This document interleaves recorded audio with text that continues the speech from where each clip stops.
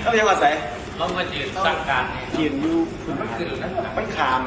หมงก่อนจีนทำจีนด้วยเลยครับ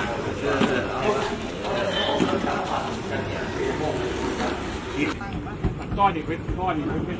ขวดนี่ครับแค่หินแล้วก็ปีนขึ้นดิปีนขึ้นบัดจมไปเจ็บท้อผมมีเด้อเอาขึ้นไปแล้วพอครับนี่ละถ้ามันตัวนี้เขาเสียมมันเสาตัวนี้มันก็กระแทกคือกระแทกสุดหินมันตกไปเปิดได้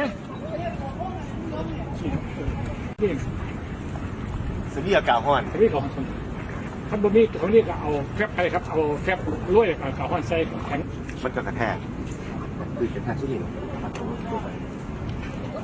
เปิดได้